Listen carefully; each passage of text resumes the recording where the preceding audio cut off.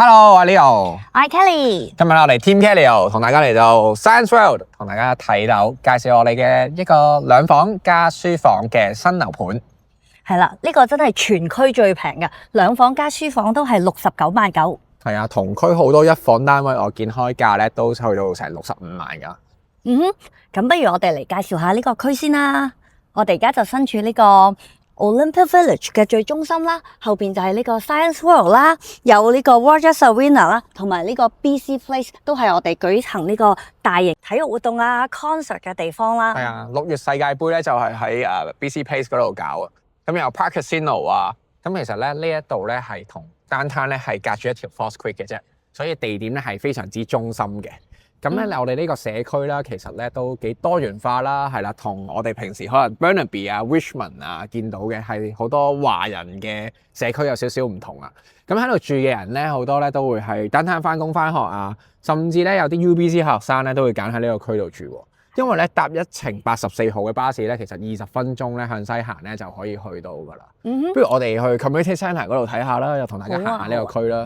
因為其實呢度咧好多 young family 都會揀呢度咧，就係因為佢又有呢個 Community Centre 啦，又有呢個 daycare 啊，都好齊全嘅，俾小朋友呢個活動空間啦，同埋有一個好長嘅呢個單車跑步徑噶喎。係啊，上個禮拜跑新溫先係啫嘛，最後嗰1公里咧就係大概前面嗰啲位跑到去BC Place 嗰度。係啊，除咗你可以跑步同踩單車過去，我哋仲有呢個 Aqua Bus 嘅。咁 Aqua Bus 咧就有唔同嘅站啦，俾你去過 False Creek 呢條河啦。咁啊，最尾嗰個站可以去到 Granville Island 添喎。係啊，咁其實都幾方便嘅。OK，let's go。哇！呢區咁靚，一定有好多好嘢食啦。係啊，你睇最 signature 嗰個 craft 啦，佢有自己嘅 brewery 去生產呢個啤酒啦，有呢個 tap and barrel 啦，通常都係攞正最靚嘅景。Downtown Fairmont 佢都有一間㗎。如果我中意食啲亞洲嘢嘅，咁係咪都有啲越南粉啊、壽司鋪啊？咁呢個一定啦！你行翻上二街嗰邊啦 ，sushi 啊、越南粉啊都有好多揀㗎，仲有漢記添喎。如果中意自己煮嘢食嘅話咧，咁呢度超級市場啊，咁其實好似 London Drugs 啊、Save On Food 嗰啲咧都齊全嘅。係啊，各大銀行亦都喺晒呢度。咁其實呢個區咧，咁樣行下，見到好多人喺度跑步啊，同埋喺度散步啊，非常之寫意。我哋依家行嚟行去咧，就去到呢個 Community Centre 嗰度啦。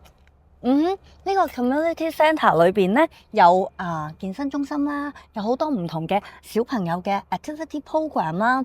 我記得之前呢度仲可以落個 dot，可以去爬呢個獨木舟啦。咁喺度住其實咧就有一個市區嘅感覺啦，但係咧就好似住咗喺一個寧靜嘅住宅區入邊咁樣。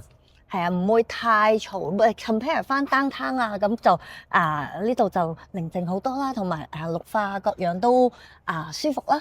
係城中大旺嘅一個區。咁頭先我哋咧由 Olympia Village 嗰邊咧行翻過嚟啊，經過2街咧，下一個街口咧就係我哋今日叫介紹嗰棟樓嘅位置啦。咁咧佢叫做 Second and Main。exactly 咧就係呢2條街 Second 同埋 Main 加埋一齊嘅名啦。係啦。前面仲有雪糕鋪添喎。係啊 ，Ernest Ice Cream 啊，溫哥華我最中意食嘅雪糕。睇完樓咧，我哋先同大家去食雪糕。好，咁我哋嚟睇下呢個 unit 先啦。一入嚟咧，你可以見到係好開揚、好通透嘅。咁呢度就係個廚房啦，705尺，完全冇嘥任何嘅位置嘅。咁我哋去睇下個景色先啦。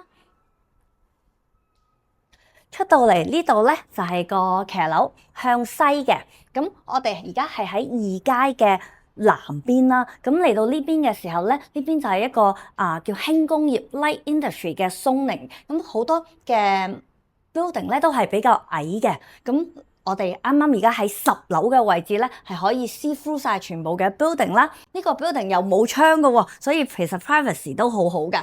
向嗰邊望咧，就仲可以望到 City Hall 啦。陽光好嘅時候咧，啲太陽係可以曬到入間房裏邊嘅。咁我哋就入翻嚟啦。咁其實呢度咧就係一個第2間房。咁我哋閂咗門先啦。呢間房咧好大㗎，擺個 king size 床都冇問題。如果擺個 queen size 啦，床頭櫃仲可以擺個書台添。咁如果你唔需要第2間房嘅時候咧，咁我哋就可以將呢個趟門拉開佢啦。拉開佢嘅時候，喺呢度擺個 L shape 嘅 sofa，咁呢面牆咧係絕對可以擺一個80寸或者係一個 projector 嘅大電視嘅。咁呢個係一個好 open 嘅 floor plan 啦。嚟到廚房嗰度咧，依家咧屋主咧擺低咗一個 high table 喺度啦，可以我嚟備餐啦，有多啲嘅 countertop space。咁呢一個廚房嘅設計咧，都同啲新樓咧好類似啦，係一啲做咗built-in 櫥櫃設計嘅啲電器咧，見到雪櫃咧都做咗入牆嘅。係啦，咁隔離呢個好似櫥櫃咁咧，其實咧係洗衣機同乾衣機位啦。咁我右手邊咧呢一個咧鞋櫃咧，都好似香港嗰隻 style 咁嘅。上面咧就做咗衣架，下低咧有少少櫃桶位可以拉出嚟儲物嘅。咁個主人房咧都係用翻呢一隻設計嘅衣櫃嘅。唔記得講嘅係呢個大廈咧其實冇 gas 嘅，咁個主食爐咧都係用 induction 嘅 cooktop 啦。咁如果咧係真係需要用到晒2間房嘅話咧，咁我將呢個閂翻埋啦。咁咧呢度就可以咧變成一個咧成個生活空間啦，廚房、飯廳同埋客廳。咁電視咧當然就係擺呢一個位啦，喺度可以做翻個電視櫃咁樣，而 sofa 咧就可以放喺我後邊呢個地方。咁睇下你需唔需要一張 standard 嘅食飯餐台啦，呢度都係夠位放嘅，或者可以將 sofa 放喺呢一個位，擺一張大嘅 coffee table 喺度。依家有啲 coffee table 咧係可以升起當埋餐台用噶嘛。咁都未睇主人房喎，咁啊帶大家入去睇下。主人房依家咧放咗 queen size 床啦，可以做到3邊落床嘅。咁嗰個 space 咧其實都幾足夠㗎。咁衣櫃咧就喺左邊嗰度啦。咁佢就係冇做到嗰啲入牆衣櫃嘅，都好似頭先我哋門口隔離嗰隻衣櫃鞋櫃嗰隻 style 咁樣嘅。下低又有櫃桶啦，上面可以有2層可以掛衫添。咁咧呢一個主人房咧係一個套房嚟嘅，但係就套房嘅廁所咧冇沖涼嘅地方，做咗一個懸浮嘅馬桶啦，同埋有一個單星盤嘅，簡簡單單咁樣，同埋有一個趟門，因為慳翻啲位置。好啦，咁出翻嚟呢度咧，我哋睇翻呢個主要嘅 main bath 啦，呢個係全廁嚟嘅，同主人房一樣，做咗一個懸浮嘅馬桶，咁啊方便我哋清潔啦。咁有一個 bathtub 啦，就係 for 2間房 share 嚟沖涼嘅。櫃桶 space 啦，同埋呢度係一個鏡櫃嚟嘅，其實係啦。咁兩房之餘仲有個釘嘅喎，個釘嘅 size 其實都唔細㗎，可以擺張書台啦，可以坐喺度睇書啦、工作啦。又或者你可以愛嚟做一個儲物空間都得嘅，擺啲櫃啊，將啲櫃喺呢度，咁都可以擺到好多嘢㗎。咁其實呢個單位嘅 layout 咧係有好多種唔同嘅 possibility 嘅喎。係啊，假設咧係一對 young couple 搬到入嚟，淨係需要一間主人房。咁當然啦，呢個第2間房嘅空間咧就可以愛嚟做客廳啦、做書房啊、睇電視、睇電影啊、打機啊，好正。咁咧，你一有咗小朋友之後咧，生活就唔同晒啦。呢度咧可以做一個育嬰房、BB 房，咁就將我哋嘅主要生活空間咧撤退到嚟呢個位，睇電視、食飯啊，就喺晒呢度。咁慘喎！一有小朋友就即刻縮水。係啊，生咗你就知。咁講翻呢個大廈嘅 amenity 先啦。咁呢個大廈咧有360度嘅 rooftop garden 啦，上面可以俾你哋 barbecue 啦，仲可以有啲 plant box。如果你想種下自己嘅 garden 嘅話咧，你可以租一個種花啦，仲有呢個 party room 啦、gym 啦。係啊。咁成個單位咧仲連埋一個 full size 嘅泊車。咁我知道咧呢座大廈咧有一個好特別嘅地方咧，就係冇呢個 short term rental 嘅限制。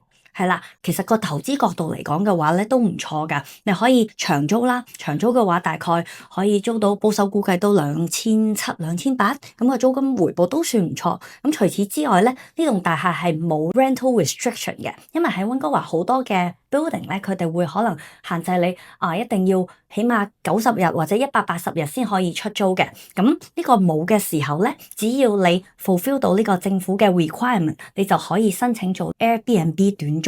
咁尤其而家咁多嘅 event 啊、世界盃啊嚟緊，係啊，咁個租金嘅收入回報係可以好可觀嘅，幾百蚊晚啊。係啊，69萬9呢個價錢，2個房、2個廁所，仲有書房，跟呢個 full size parking 喺呢個區真係好少喎。係啊，同埋係5年新，有冷氣，尺價1000蚊都唔使。